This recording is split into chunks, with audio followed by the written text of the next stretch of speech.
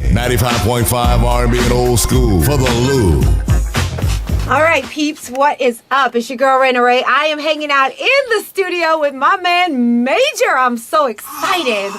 You know what, though? Let's get right to it. Let's get to the meat of it, okay? Because I happen to know that you're from Texas. So I'm guessing you're pretty psyched right now with the World Series. Come on, Astros. The Astros are earning history. You know what I mean? That's what it is. I'm excited. 7 games. Yeah. Who's taking it tonight? I just told you the Astros are earning history.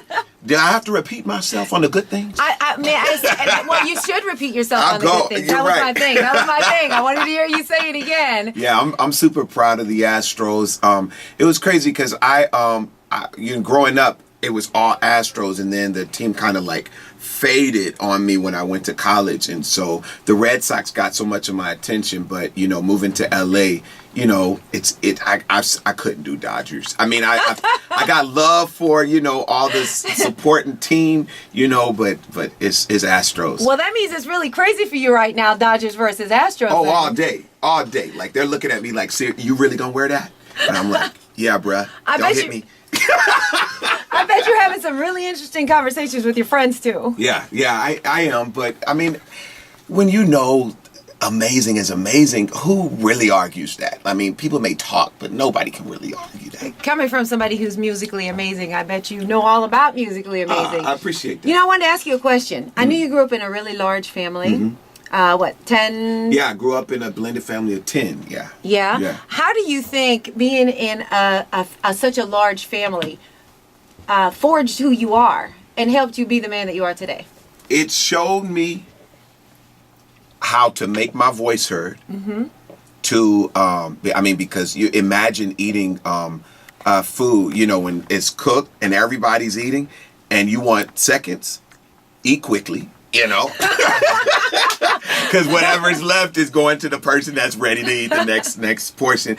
But and also when you have a community of people, understanding that your voice is just as important and as valuable. And my mom was really key on making us all feel that our voices mattered. I learned to love people, for who they were. I think I've seen every single personality you can imagine in my family alone. And so I think it just readied me for life. I have an empathy, much easier, I believe, because of my upbringing. Yeah. Wow. And I know you've been singing since you were teeny tiny. Music's always been in your bones. Yeah. How is that? And when did you know music was the thing that you were born to do? I knew music at 3 years old. I told my mom that I'd be an international superstar. You did not. So imagine a 3-year-old saying that. Wow. And I also said I was going to be a pastor. So that's kind of crazy. But I think in an interesting way, the stage is still my pulpit. I'm not quote unquote a gospel singer, but I sing about love, and I sing it from the perspective of my knowing God is love, so they're gonna get love from that perspective. And it's amazing because so many people are embracing it now. Like, it's crazy. You see what's happening with Why I Love You? Wait a minute. All right, speaking of which, I was going to that. You got to it before me. Stevie Wonder. Yeah. Stevie Wonder called it the wedding song of the year. And this was before it happened. He says, I believe this is going to be the wedding love song of the year. Wow. And I was like, Stevie said that? Wow. And literally, for me in that moment, I was just thrown that he would just make any type of statement of support. But for it literally to do exactly that has just, man. Let's talk about that song. Because I was listening to that song. And honestly, I am a bit of a wimp. I cry. Okay, I cry at the movies. I cry when I see a beautiful piece of art. Yeah. I listened to that song. My hair stood on end, and it literally brought tears to my eyes. It's so beautiful. Where did you get that? Yo, for all of that setup, this is why I love you. That was sweet, yo. But listen, I wrote from a perspective where I wanted people to know what we deserve. Every bit of God's creation deserves love in its truest form. And in its truest form, it's reciprocity. If I'm the only one giving and receive nothing in return, that's not love. If I'm the only one receiving and give nothing in return, that's not love. But if we're both giving, if we're both pouring into this thing, that's love. And that's a love that's unmatched and a love that will live forever. And that's a love I first learned from my maker. And so I was like, if we take this model of love and put it into how we do life, loving ourselves, loving one another, and loving our maker, we're going to be good. Wow. I want to know about the first time you heard that song on the radio. Like, what went through your mind? What were you doing? What went through your head? The first time I heard Why I Love You on the radio, that was DJ Malski, KJLH, because he also played Keep On for the first time, and I was in an Uber. Why I Love You, playing, it was KJLH. I can't specifically call the date, but I think this is what's happened with me, because I remember when I first heard myself on the radio, and that was Keep On by the same DJ at Stevie Wonder's station, KJLH. But every time I hear Why I Love You on the radio, it feels like the first time.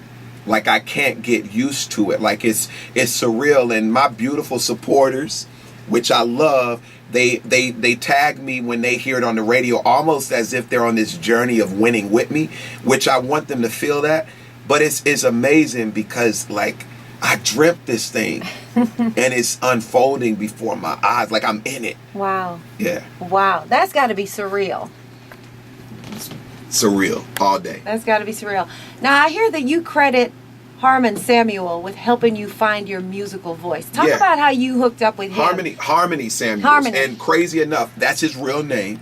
My real name is Major. So imagine a dude named Major and a dude named Harmony coming together to make such a collaborative strength. And like Harmony, I met him while I was working with my brother Rodney Jerkins. He's a big time producer that people know and love, and Harmony was working under him as a junior producer. And I remember going into the basement where all the junior producers were working, and I was like, yo. And I told Rodney, I said, Rodney, he's got next. Like I was Clive Davis or Ellie Reed or something. I'm like, keep an eye on him, he's got next. And sure enough, Harmony is the guy behind, Ariana Grande's start. Her first triple platinum is him.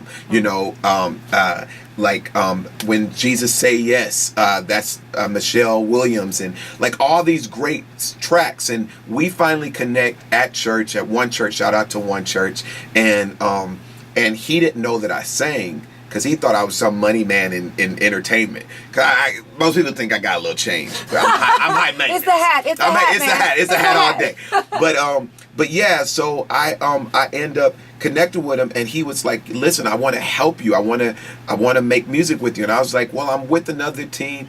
Can you produce this?" Because they were building me as more a big band, like the Michael Bublé, lane, and he said, there's more to you that you're not giving, you're not giving honor to.